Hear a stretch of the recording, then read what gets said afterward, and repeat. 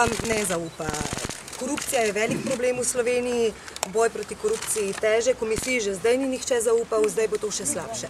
Je vredno vztrajati pri vaši odločitvi? Torej, jaz sem prepričan, da je vredno vztrajati.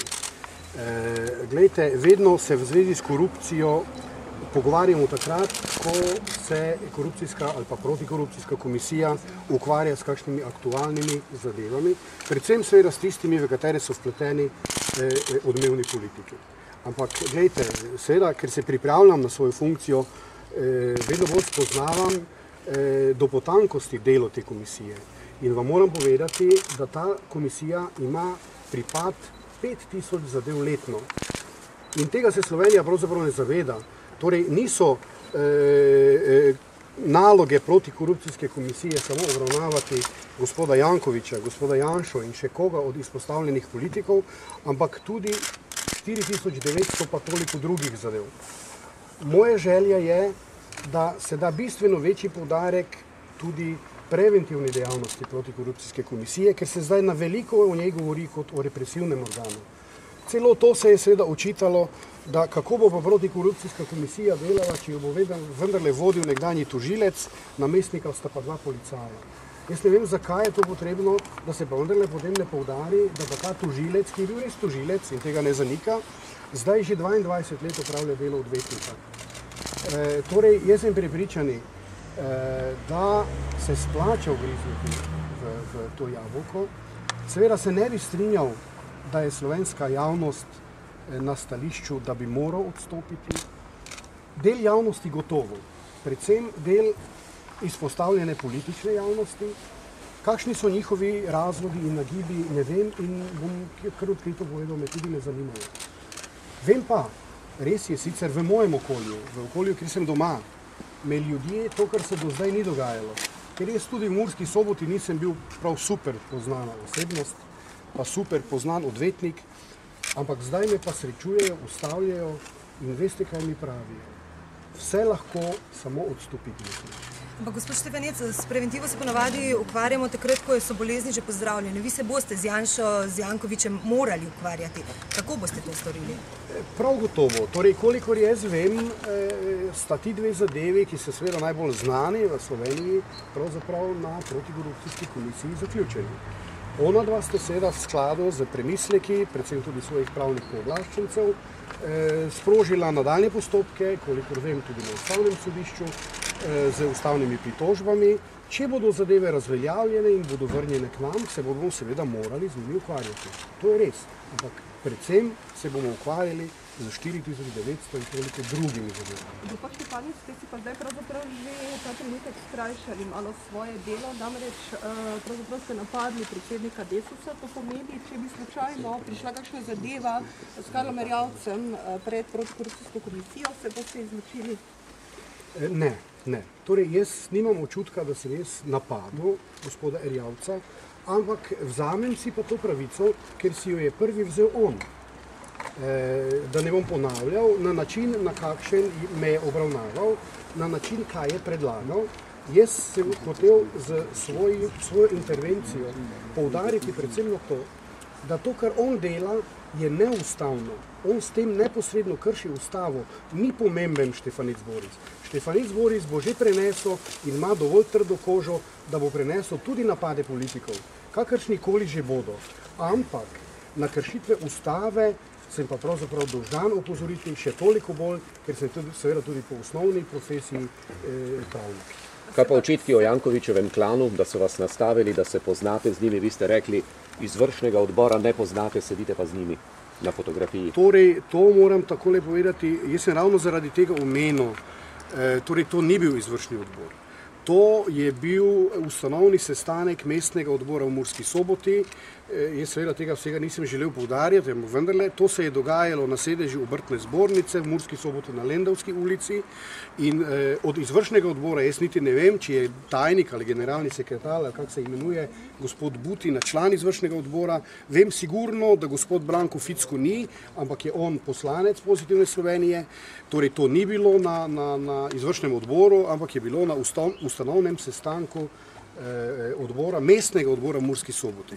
Tako da, kakršen koli... To so tehnične podrobnosti, pravzaprav se je zdaj izkazalo v nekaj urah, da seveda vas gospod predsednik stranke očitno dobro pozna in vi njega, videli smo fotografije, torej ni ravno tako. Torej ne vem, katere fotografije ste videli, ki bi vam dajali zaključek, da se midva z gospodom Jankovičem...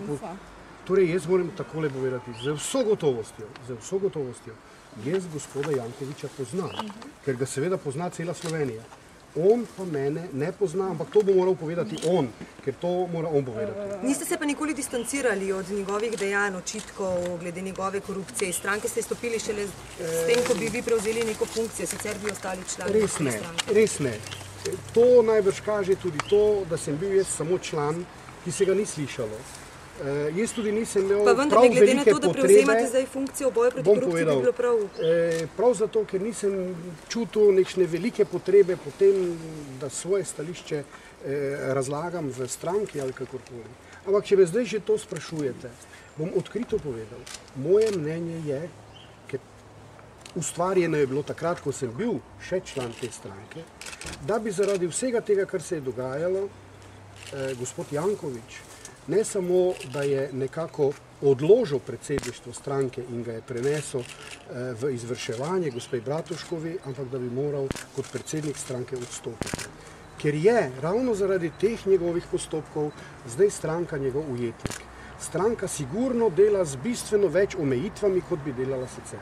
Torej, moje odločno mnenje, to predvsem je mnenje nekdanjega člana te stranke, ker sicer ga verjetno kot strankarskega človeka ne smem in ne morem ocenjevati, ampak ker sem bil do nedavna član te stranke, je bilo ves čas moje mnenje, da bi gospod Jankovič zaradi teh postopkov moral to potezo napraviti, da ne bi imela stranka težave, kot jih ima sicer. Naj odstopi predsednik Pahor, kot zahtevajo nekateri, je storil kaj narobe? Mislim, da predsednik države ni storil pravzaprav ničesar narobe.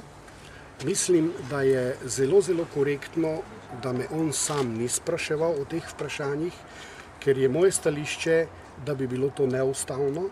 Zaradi tega me tega niso spraševali tudi na izbirni komisiji.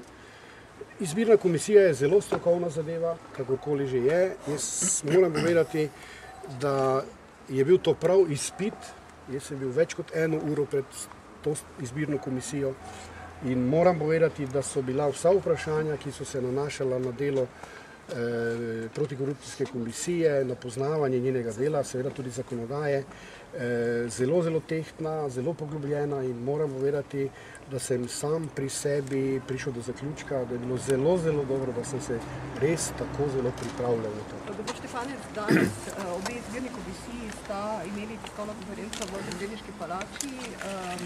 Magnetogrami so čudežno uničeni, tako da v bistvu ne moremo recimo preveriti tega, kaj vse je komisijo zanimalo, kaj vse ste vi povedali.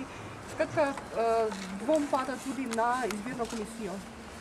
Torej, gledajte, jaz o tem vem toliko, kot sem sicer prebral iz medijev, lahko pa vam povem. Torej, ko sem prišel na komisijo, se pravi pri teh 5 ali 6 ljudi, ker se mi zdi, da je bila ena tudi iz urada predsednika, ki je bila tehnična pomoč, so me vprašali najprej, ali soglašam s tem, da se moje izjave snemajo, ta naš razgovor, predvsem zato, da bi bilo lažje to zapisati v zapisnik.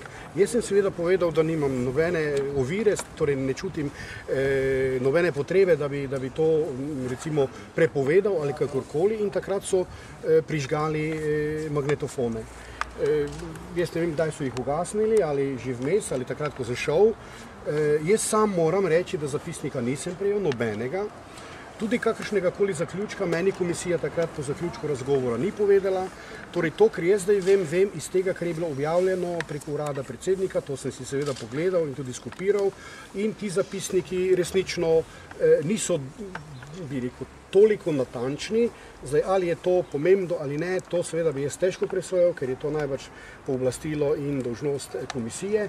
Zdaj, kak je bilo z magnetogrami oziroma ali so bili uničeni ali ne, to jaz vem iz medijev. Tudi vem, da je bila menda že povlaščenka za informiranje o tem povprašana, pa je rekla, da to ni nič prav posebej neobičajnega.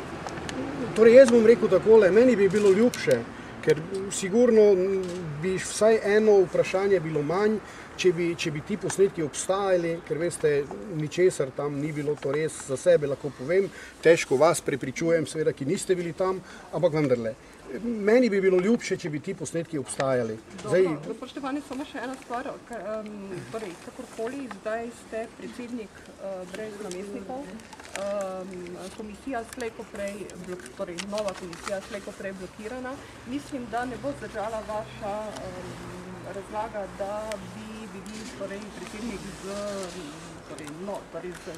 novima namestnikoma, da sta tako rekoč prehitro odstopila, ampak bi se znalo zgoditi 31. marca, da boste morala nadaljevati stara predsednika. Začeli ste z dvomom o politični nepristranskosti. Torej, a je to začetek konca protikorupcijske komisije? Torej, jaz sem prepričan, da ne. Saj najbrž ste me prej poslušali. Torej, kakršnekoli takšne, ker protikorupcijska komisija je državni organ.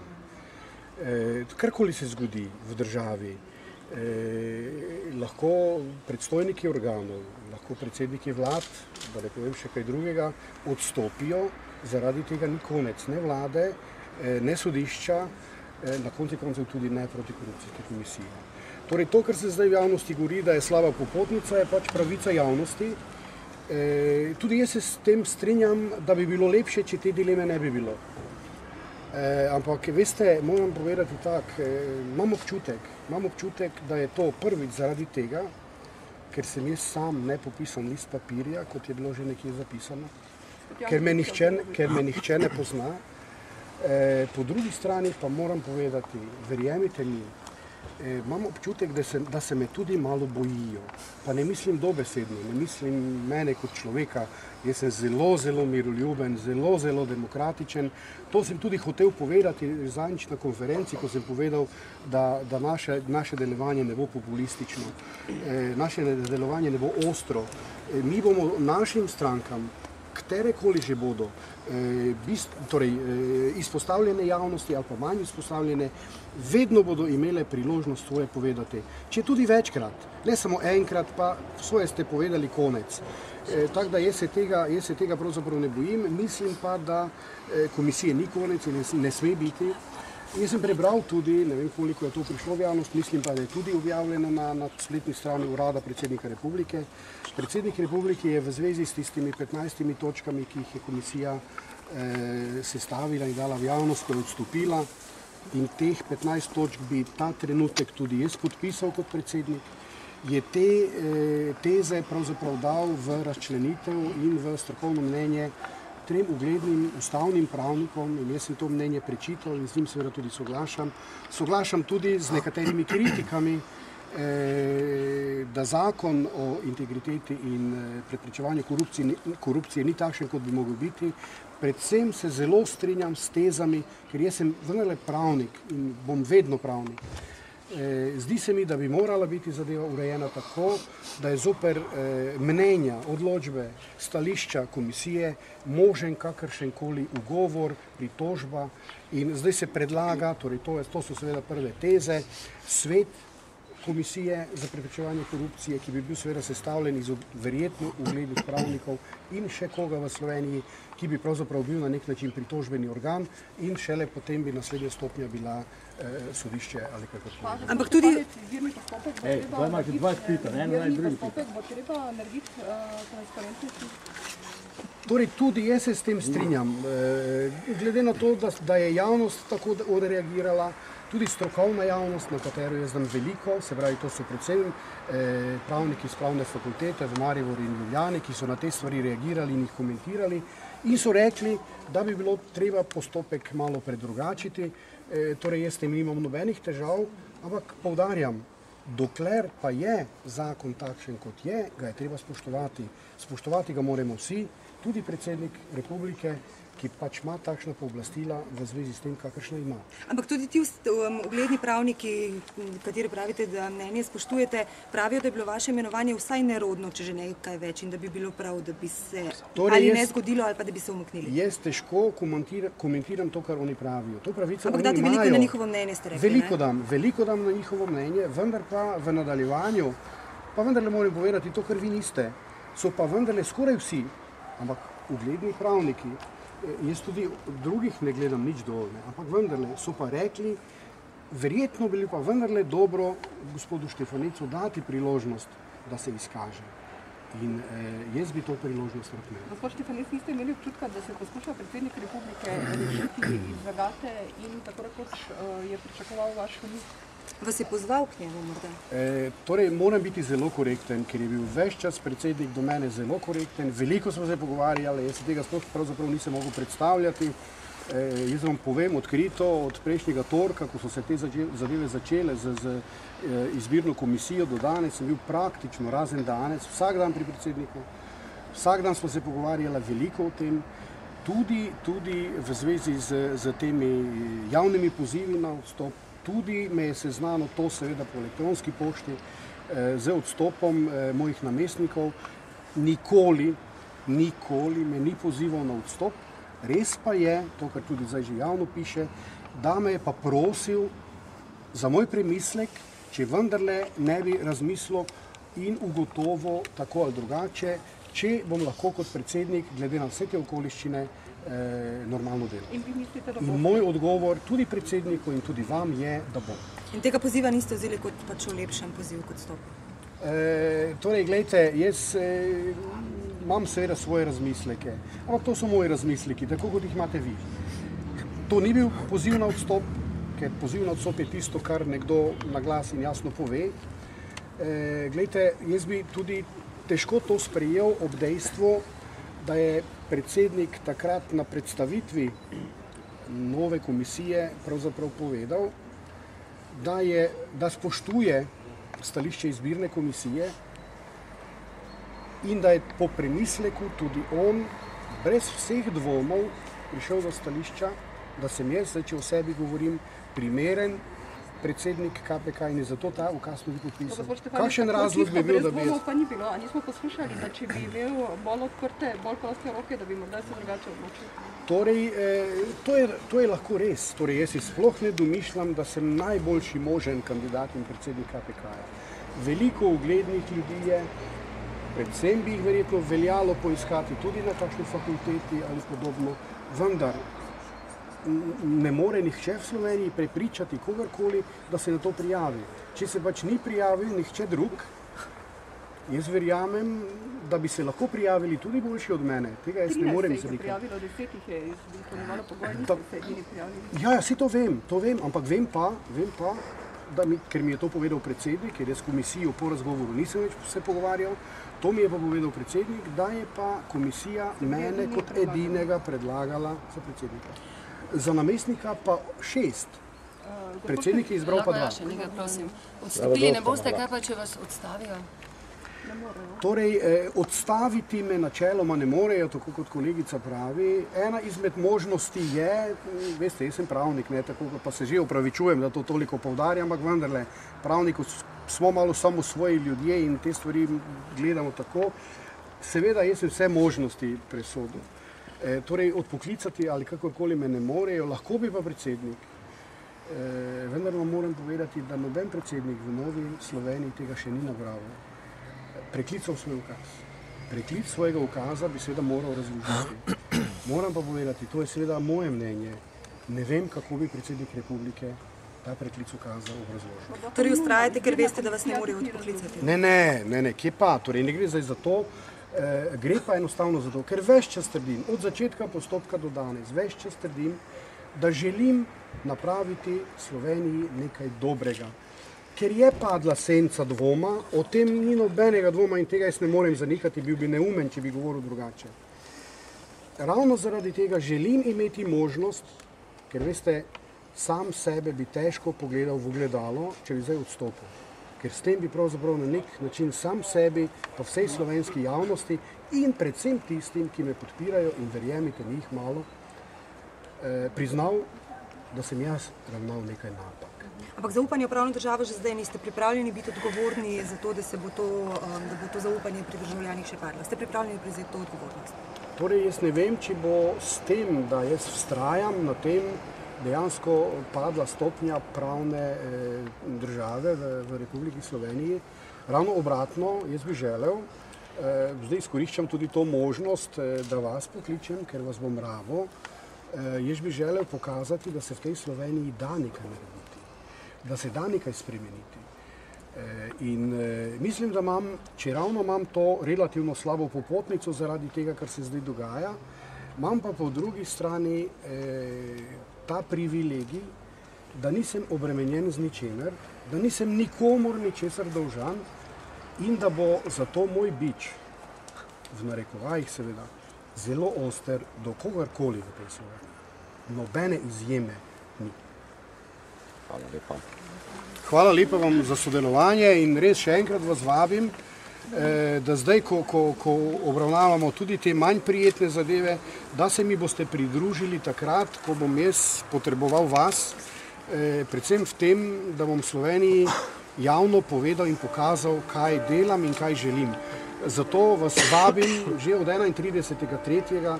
na sedež KPK-ja, potem pa tudi naprej. Se vam zahvaljujem, da ste prišli. Hvala lepa. Ne, to ne. Marjan, idimo.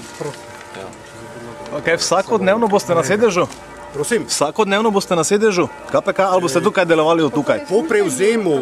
Samo se obrečujem, kako je službenim stanovanjem in vozilom, kaj vas je menda zanimalo? Glejte, tega jaz nisem želel komentirati, ker je nedostojno. Torej, takole bom rekel. Niste se torej pri predsedniku zanimali po tem? Bom povedal.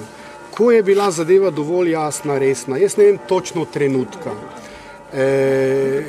predvsem gospe iz urada predsednika republike so bile do mene super korektne. Res so mi pomagale, ker jaz preprosto moram povedati, in to je slovenski javnosti priznam, jaz nisem vajen tega, kar se dogaja danes, pa kar se dogaja že cel teden. Zato zdaj rabim malo pomoči, malo moralne podpore in malo vsega. In seveda, ker sem jaz ta teden, kot sem vam povedal, vsak dan se vozil v Ljubljano in nazaj, sem pravzaprav izkušal, da je to v naslednjih 6 letih nemogoče. Ker vem, uradne ure komisije so od 8 ali do 9 pa do 14, oziroma do 16, vem pa, da se dela do 20, včasih celo dalj časa. In ni mogoče ob 20 iti domov na Hodoš ali pa v Mursko Soboto, pa se zjutraj vrniti. Zato, ker so bile te gospe na uradu predsednika republike tako zelo prijazne, sem si jaz dovolil, sem se upravičil, ker vem, da tega na uradu predsednika nimajo, vem pa, da ima to na razpolago ali vlada ali državni zbor, da mi nekako vzpostavijo en kontakt z ljudmi, ki mi bodo to lahko povedali. Jaz ne vem še do danes ne, ali je kakšno stanovanje na razpolago, ali ga bom lahko dobil, ali ne. Če ga bom, in tudi zaradi tega, tudi zaradi svoje opreznosti, pravzaprav želim prej, da dobim stanovanje od pristojne službe ali kogarkoli na vladi ali na državnem zboru, kot da ga privatno iščem, ker ne bi želel spet imeti probleme, da to ni ravno najbolj primerno. Vam pa povem, to je odkrito in odločno, nobene zahteve po avtomobilu ni bilo, predvsem pa ne na uradu predsednika republike, pa tudi nekjer drugje, ker se z drugim o tem nisem pogovarjal, to bi bilo neokusno. Samo še nekaj, Klemenčičeva komisija je pravzaprav odstopila, ker je torej povedala, da je politično blokirana, da pravzaprav torej politika ne dovoli. Kaj zdaj? Torej to bo boj z mlini na veter, oziroma kaj bo? Pričakovanja so visoka. Vi ste v bistvu blokirani, bom rekla, od javnosti, obenem pa s političnim ozadjem, ki sugerira dvoje. Če boste hoteli verodostojnost okrepiti, boste morali biti bič resnično do vse politike, po drugi strani pa vas bo pravzaprav politika že danes diskvalificira. Glejte, jaz sem ves čas, mislim, da sem z veliko vami tudi po telefonu govoril, odločno na stališče, in to vas pač prosim, da seveda ravnanja, razmislekov še danes delujoče komisije, ki je pač v vstopu, ne komentiram. Jaz bom to komentiral pod 31.3., ko bom prevzel delo. Jaz sicer moram, to lahko povem, svoje osebno mnenje. ki je sicer lahko površno, ker seveda ne poznam konkretno zadev, poznam teh nekaj, ki jih poznamo vsi Slovenci, ne poznam pa ostalih 4000 pa toliko, kot se že večkrat ponavljam. Jaz lahko komisiji izrečem zahvalo že danes. Komisija je delala dobro. Moram pa sicer povedati, da pa tega pa jaz ne razumem, ampak jaz osebno in tega jaz ne bom napravil nikoli, da bi jaz odstopil zaradi protesta, ker me politika ne podpira. Zdaj, kdo ta politika je, to jaz ne morem povedati, to vedo oni. Zato bom jaz, recimo, veste kaj, morda pa bi lahko odstopil, če me ne bi podpirali mediji, oziroma če me ne bi želeli poslušati, če me ne bi podprli takrat, ko si to zaslužim, pa če me ne bi kritizirali, tudi takrat, ko si to zaslužim. Takrat bi se pa vprašal, da verjetno nisem to pravi. Od politike veliko ne pričakujem, ker za politiko moram reči tako, mislim, da je za njih to kar v redu, če ravno seveda javno govorijo nekaj drugega. Takšno stanje je kar v redu. Zdaj dva izpostavljena politika smo malo uredili, zdaj pa naj kar tako bo. Ampak ne bo tako. Seveda, če bo za to potreba in če se bo kajkoli na tem področju dogajalo. Se vam zdi, da bi se Melita Župevec v vašem primeru mogla izločiti, glede na to, da sta pač člana iste stranke? Glejte, o tem bi jaz težko, to je njena odločitev.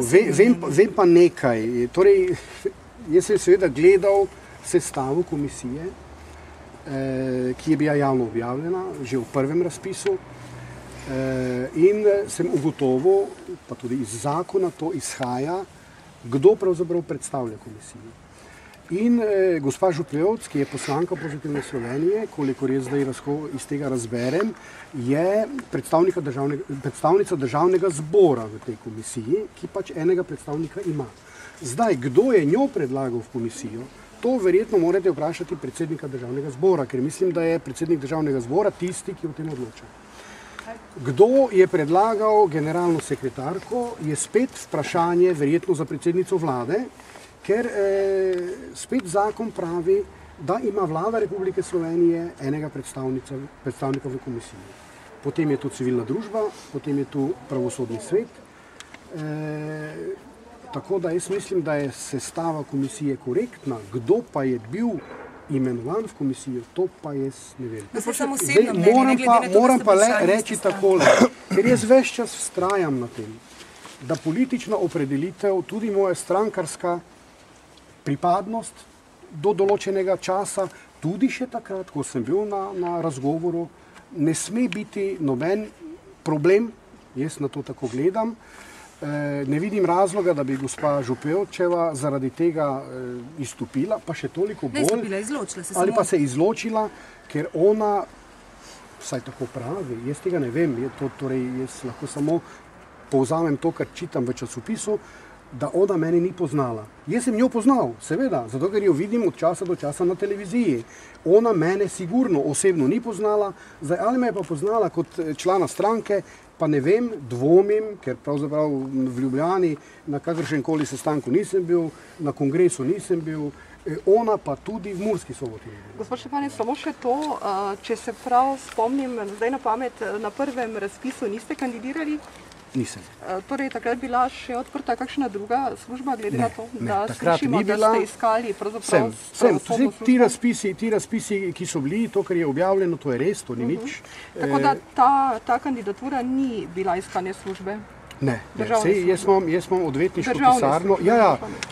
Torej, vse tisto, kar je bilo do zdaj, torej najprej sem se prijavil za notarja v Lendavo, torej kandidiral sem za notarsko mesto, to je bilo pred 2 leti, to seveda ni državna služba. Sem pa kandidiral tudi na sodišču v Kopru, kot je bilo objavljeno, pravzaprav neuspešno, jaz tega zdaj seveda ne bi komentiral, ampak sem pač bil neuspešen.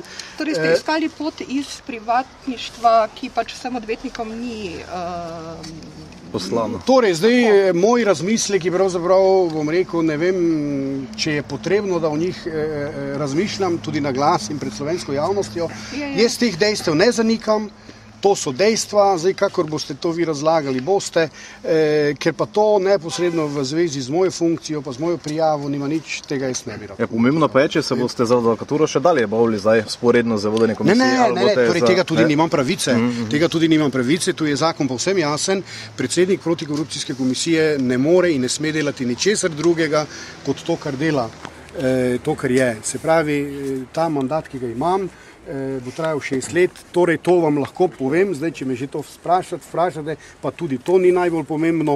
Jaz tudi že iščem naslednika moje pisarne, ker bi rad, da pride moj namestnik oziroma naslednik, ker najlažje je, torej, če ne bo drugače, bom tudi to napravil, ker to pa spet zakon o odvetništvu pravi, jaz bom zadevo predal odvetniški zbornici in bo odvetniška zbornica, ki me bo izbrisala iz imenika odvetnikov, se pravi, jaz bom najpozneje 30.3.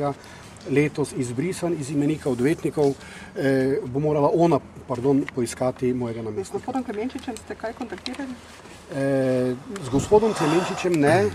Torej, meni se zdi, pa me ne držite ravno za besedo, ampak zdi se mi, da bom točen, torej 7. takrat, ko je bila ta novinarska konferenca, smo se mi trije dogovorili in glede na to, da je gospod Darko Stare že do sedaj upravljal funkcijo vodje službe za nadzor in preiskavo, je on povedal, da danes, torej takrat, se pravi, to je bilo v petek 7.